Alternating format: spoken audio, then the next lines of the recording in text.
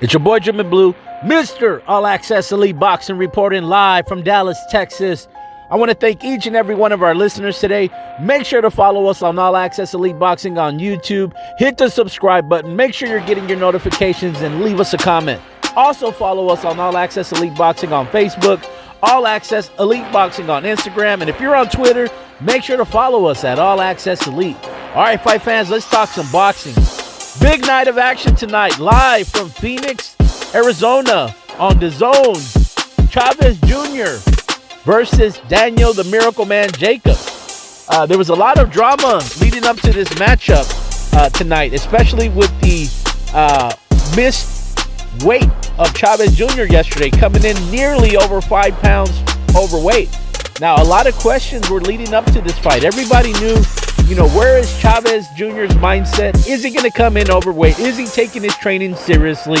Him getting back with Freddie Roach. If you follow the career of Chavez Jr., you know that he's had issues after issues after issues.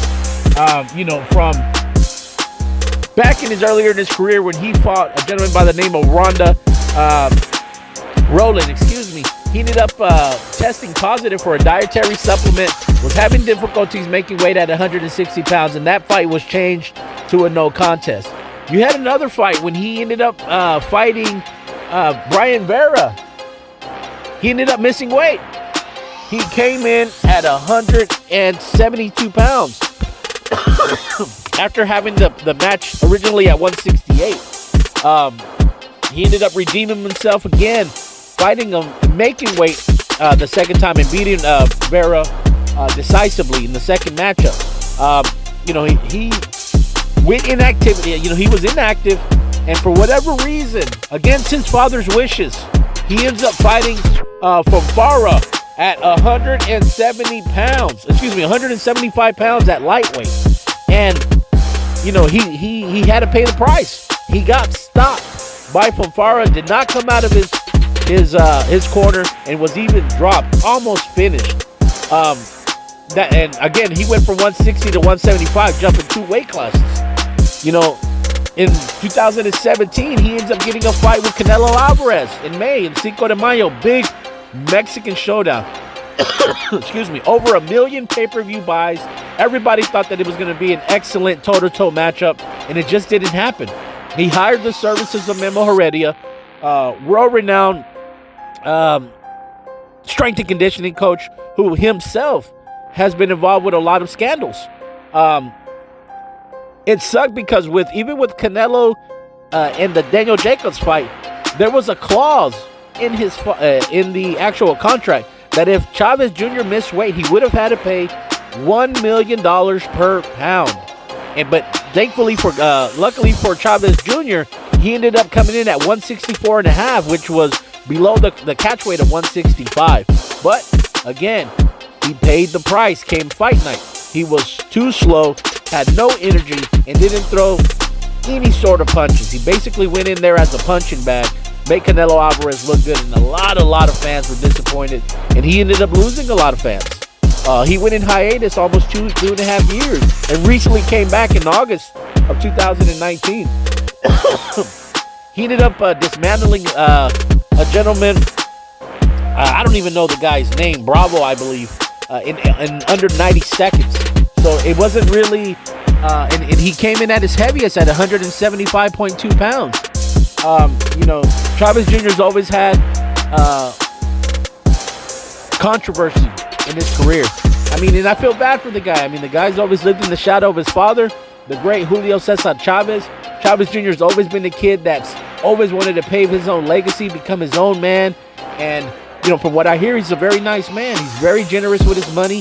He always helps, kids with cancer and always gives it back to the homeless people.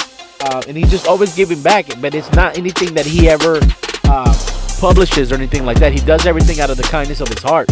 And sometimes, man, it's you just don't know what to expect from him. Is he fighting for legacy or is he fighting for money? He had to pay Daniel Jacobs $1 million for this fight to continue. And again, he's just been so inactive.